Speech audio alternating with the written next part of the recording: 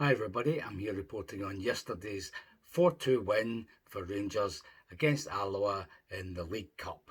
I refuse to call it the Premier Sports Cup. It's a League Cup. Anyhow, yet another underwhelming performance.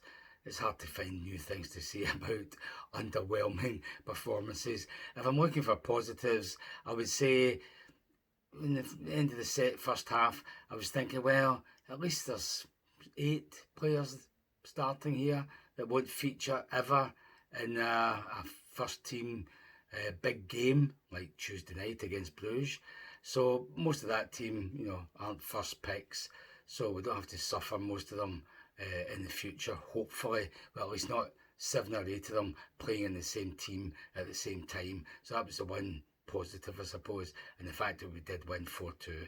And maybe even another positive is the actual draw for the next round, the quarterfinals, paired us with either Livy or Hibs.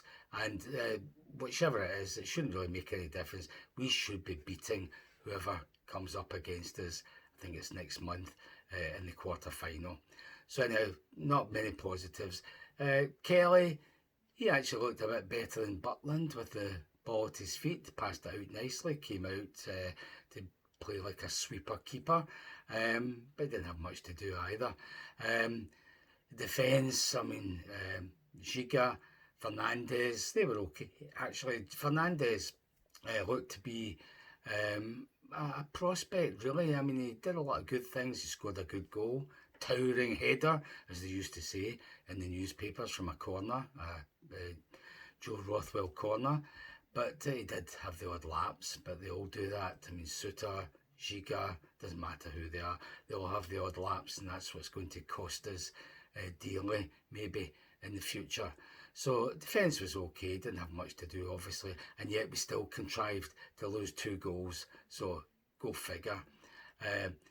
What else can you say about them? We had guys who I'd have thought would be on the list of let's get rid of these guys, they shouldn't be training with the first team squad, like by Rami, empty shirt by Rami.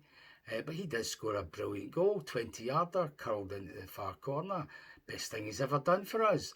He was actually named man of the match. How ludicrous is that? Man of the match for Bayrami. I can only assume it was the Albanian Specsavers company who were the sponsors for the man of the match award. But now that's who got it. Just nonsense. Who else? Dud Dowell. He actually played his best game ever for Rangers. A low bar, admittedly, but I think I can confidently say it was his best game. He actually did 4 or 5 really good passes. I noted them at the time. Really good, incisive forward passes, maybe to the far wing or whatever.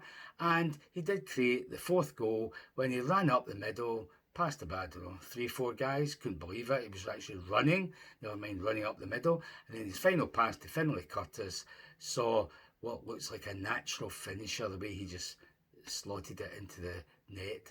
So great 4th goal, created, would you believe, by Dud Dowell.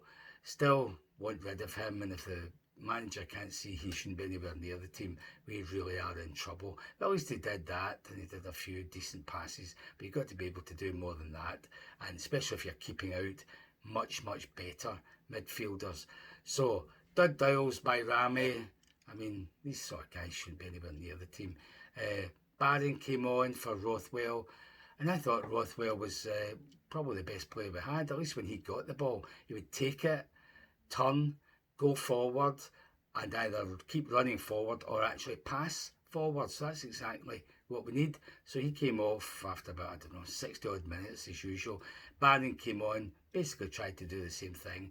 He gave the ball away a couple of times, but he at least was trying to do what Rothwell does. So that was encouraging as well. And then the most positive thing that happened was we saw, 20 minutes of Asgard and Igaman coming on. And what a difference they made. Asgard, much taller than expected. Good on the ball, quick feet, can pass it, works hard, closes people down, goes forward with the ball, tries to dribble past people or pass it. That's exactly what we need. So let's hope he's going to be our big star this season.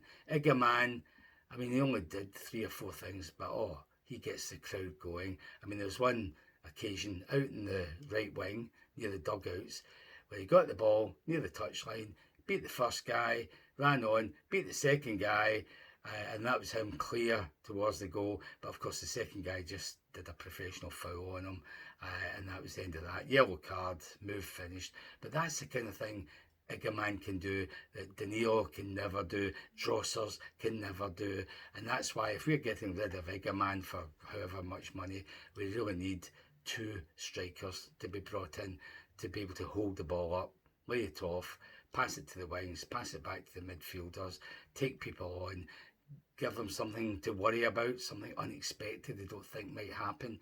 None of the others can do that, so it'll be a shame if he goes, but with the money, hopefully, we'll bring in 2 strikers and we never have to see Drossers and Danilo starting again because they are just hopeless. So, Igaman, Asgard, they were positives. Mikey Moore came on, played in the left wing, and what a breath of fresh air. He actually, when he got the ball, just ran with it forward, took people on, got by them, not by speed, but by trickery, and got to the byline and would cut it back. Unfortunately, the passes were cut out by the defenders, or the striker who got them did nothing with them. But he looks a real find because although we've only got him for a year, he looks as if he's got the mentality. He can take a kick, he can take a bruising from the big Ned defenders we come up against. But he looks as if when he gets the ball, his first thought is to go forward, up the wing, take on somebody, take on another guy, try and get to the byline and cut it back. And we've never had that for I don't know how long. So that was another positive.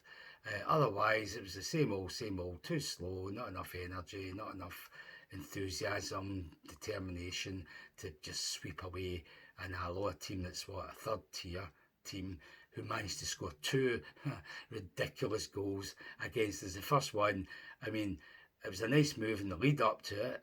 The final pass put the striker beyond Bailey Rice, who was playing at left back. Who would have thought that?